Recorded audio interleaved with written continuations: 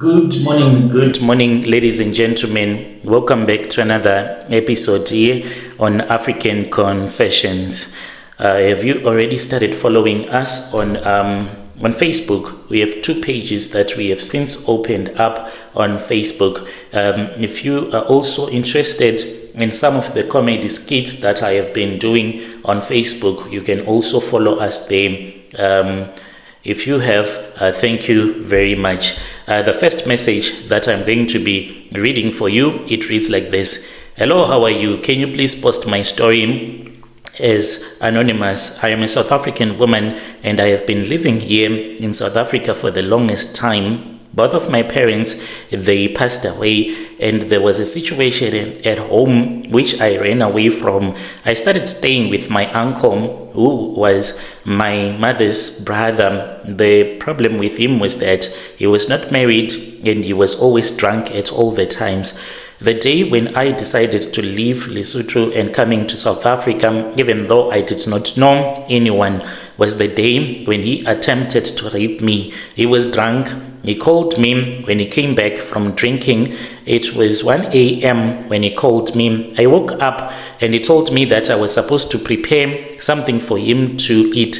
I had already put something in the microwave, so I had to heat it up. Then I gave him the food to eat. He then told me to sit with him because he wanted to eat.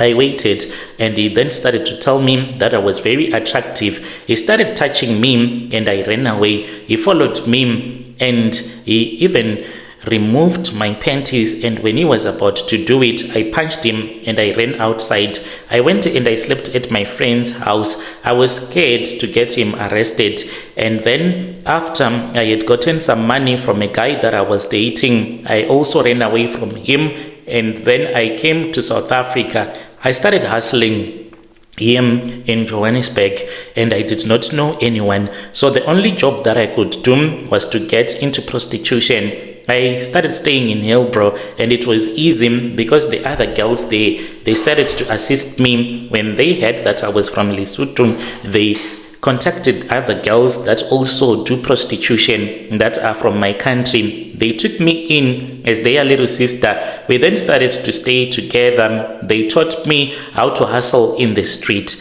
As time went on, I then stopped doing prostitution and I started working at this other supermarket. I then stopped staying in Hillbrow and I started staying in another location. I can say that life was not that bad, but I wanted money. I wanted enough money so that I can be able to return back home and not to come to South Africa again. Then I heard about an app. There was this other friend of mine whom I was now friends with, but she was South African. She told me that what she does is that she sells her body through a dating app, and like she is into prostitution, but not that kind of prostitution where you display your body in the street. She dates men for cash, and all of these men that she hooks up with, she asks them, how much are you going to give me if you say that you want us to meet at a lodge?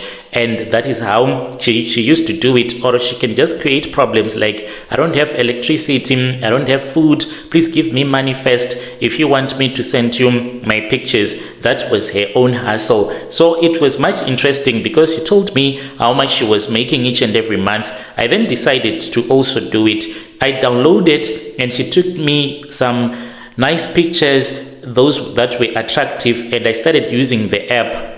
I then started to meet different men, and these men, they would give me money. Even after work, I would quickly prepare myself and I'll be with a man, sleep with him, return to my place, and as quickly as possible, I would have made enough money, more than that I would have made at work. So later on, I then stopped working until I met a Nigerian guy.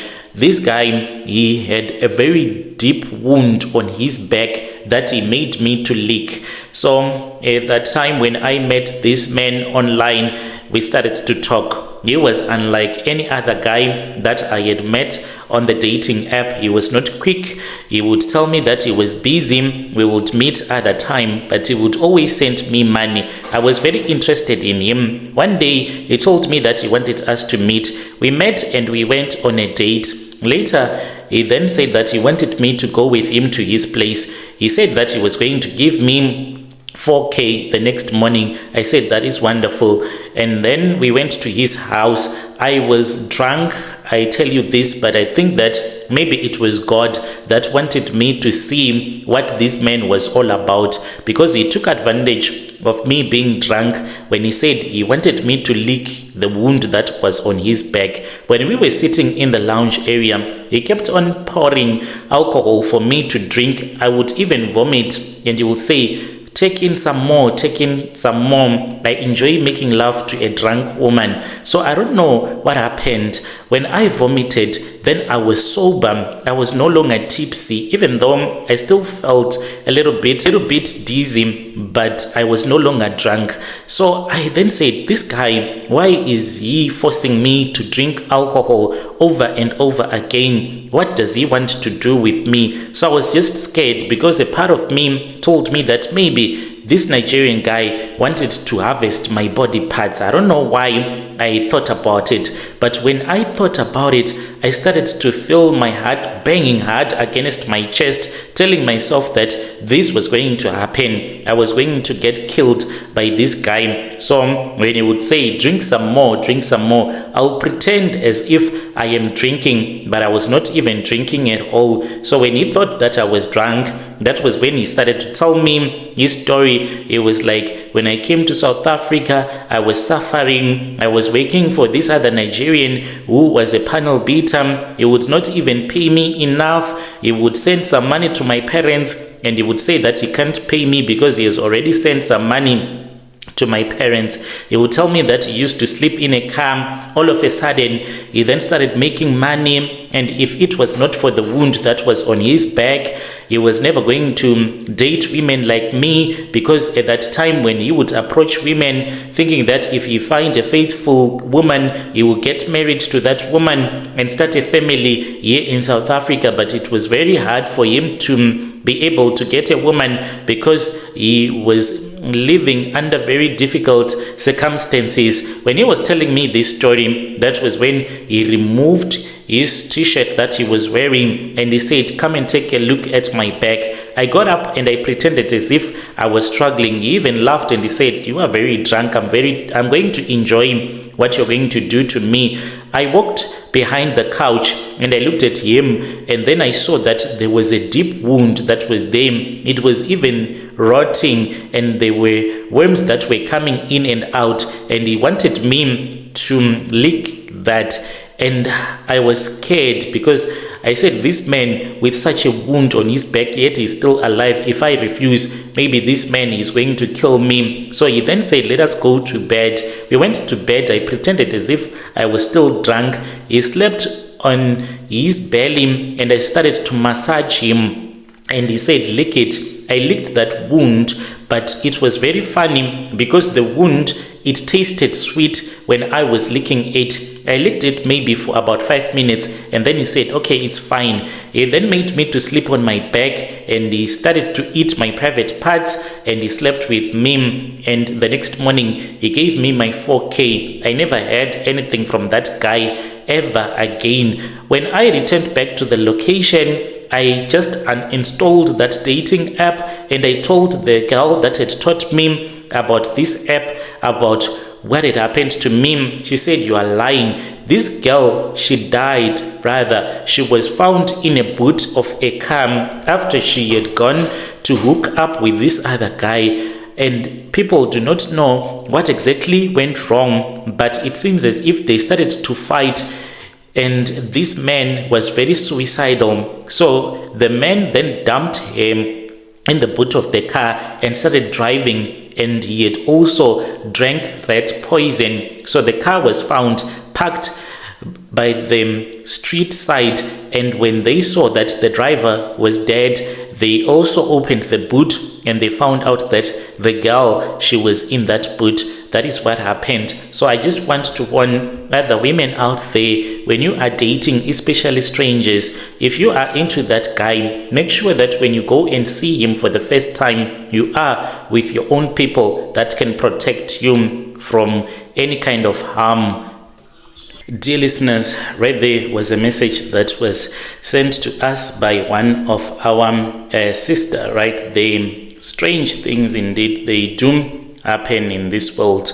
If you have your own dating confession, please do not hesitate to reach out to us through our Facebook page, Brother Nashi. It is available on Facebook. Then there is another message that was sent to us by one of our dear brother. I posted a short video on Facebook yesterday, and the confession, this is a translation of a full confession. So the translation, it reads like this. So we stole a car from a Nigerian man, and then there were flies that started chasing us from Chiredzi, returning back to South Africa. Only after we had dumped this car at the South African border, that was when those flies stopped chasing us. My name is Tafadzwa, but in the streets they call me Tafi, and I am 29 years old now. But this story, when it happened, I'll just say that it happened when I was 24, because I'm scared of being tracked down, because I'm still living in South Africa. I grew up with a lot of friends that were gangsters, and they loved to do gangster stuff, and I grew up in a colored community. If you know a place that is called Arcadia in Harare, that is where I was staying. So most of my colored friends, they loved being in gangs, and they would go around stealing bicycles. And then some of my colored friends, they came to South Africa. When they came to South Africa, they also hooked up with other colored gangs in Johannesburg. So I followed them. I was young, I was foolish, and I was hungry. I wanted quick money. So we thought that we were smart, like we were gangsters, but we did not even know that there are people out there that you can't just steal anything from them, and you can go and you can sell it and you can enjoy money. Everything started in Hillbrow. That was when I was staying, and we used to steal cell phones from people, rob people. So it was me, another colored guy whom we used to call Big Boy, because he was a giant of a man and he was scary to even look at. And then there was another guy who was Shingi. So Shingi, he was our driver. Like, he used to watch a lot of transporter movies. He thought himself as Jason Statham. That is what he wanted to be called. He was the brain, and he was the one that brought the madness into the gang. We survived through small hustles, phones, selling fake jewelry, and we used to strip cars, because that was one of our expertise. If there were other gangs that were stealing cars, they would bring them to us. Even in 1 hour, we could strip your car and you won't even recognize that this is my car.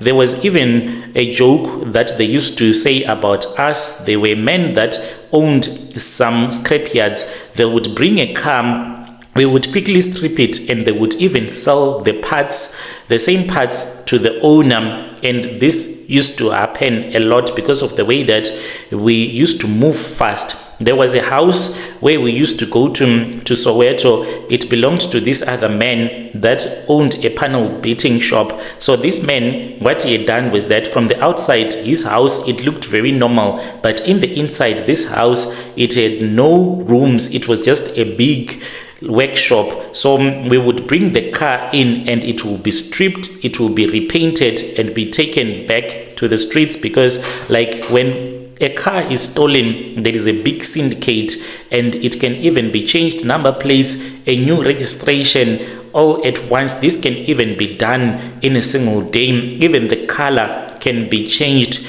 on the registration of that car. You can even buy your own vehicle back without you realizing that you are buying the same car that was stolen from you. So we started operating. We knew about this other Nigerian guy. This guy, he used to buy stolen cars as well. So that was the advantage that we took.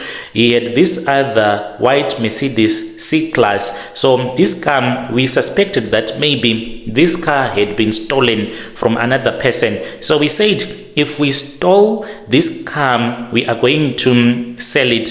we had other contacts in Mozambique, because most of these cars, they go for a higher price, especially if they are German cars or are produced in South Africa. If you go and sell them in Mozambique, those cars, they can give you a lot of cash. So this Nigerian guy, he had his Mercedes Benz, it was parked, and we knew that he was drunk upstairs because he was a drug dealer. So we said, let's take it and let's go and sell it, since we had already spoken with our contact in Beria, and he had said it's fine. There is one lady that is looking for a black Mercedes C-Class South African, and if we can bring it to Mozambique, we can make a lot of money. We said, but the car is white.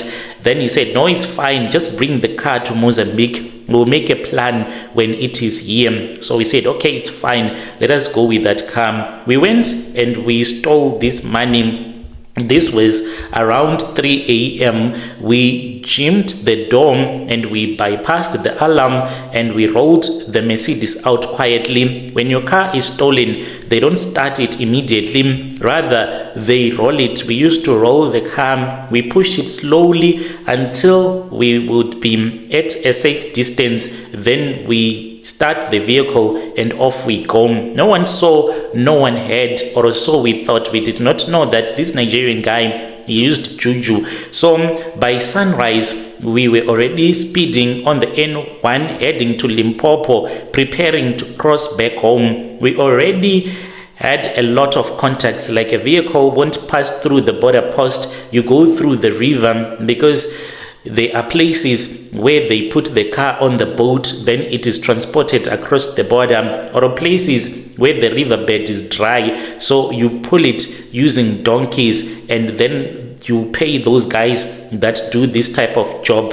and you have to pay them a lot. So we then got on the other side of the border. When we were in Zim, we tried to avoid major highways, and when we were approaching Chiredzi, that was when we started to experience things that we could not understand, and we did not know that this was spiritual. For instance, what would happen is that when we were driving, then the car will just die down. When you will open the bonnet of the car, then it will start on its own. Still, we drove, we avoided the Masvingo highway, then we used a back route to Chiredzi, which we knew that we won't find any checkpoint or anything. So around the 10-kilometer peg before Chiredzi, something strange started to happen. There was a buzzing sound, and this buzzing sound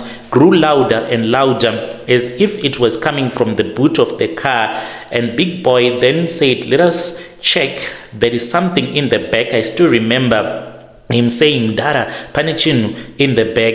He spoke broken Shona. We stopped the car. When we went there, we thought that maybe it was the spare tire that was vibrating. But when I opened, brother, I did not even know what I saw. I saw a thick black cloud that rose from the boot of the car. I saw a lot of flies, like the ones that you can see near dead bodies. And then I ran back into the car, and they started following us. They covered the entire windscreen, and we could not even drive anymore. They started to enter into the vehicle, and they started biting us. Do you know that the bite of a fly, it is very painful? They kept on biting us until we made a U-turn, and then we started driving back. And as we were driving back, they were giving us a warning. We heard a Nigerian voice that was speaking, saying, return back my car, return back my car, unless if you want to die. We drove back to the border and we dumped the car. We went to the place where those guys had helped us to smuggle the vehicle out of South Africa, and we just left the car. We told them that if they want trouble, they should touch this car. We paid them to transport it back to the South African border. They then contacted their other friend, who is a police informant, who regularly gives updates to the police, because we wanted them to know that there was a car that had been dumped and the car was found. I don't know if it was returned back to the owner, because I stayed for a very long time in Zim because I was scared to return back to South Africa.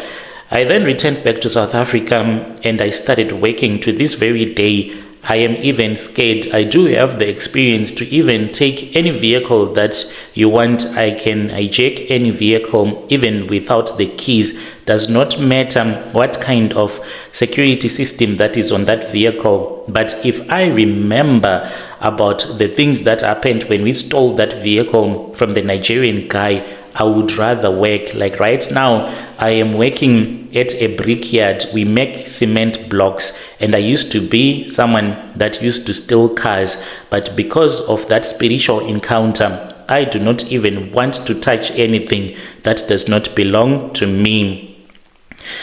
Dear listeners, right there was a message that was sent to me by one of our dear brother. Let us try to speak with our brother and to talk about this in the comment section. Strange things indeed, they do happen in this world. Hey.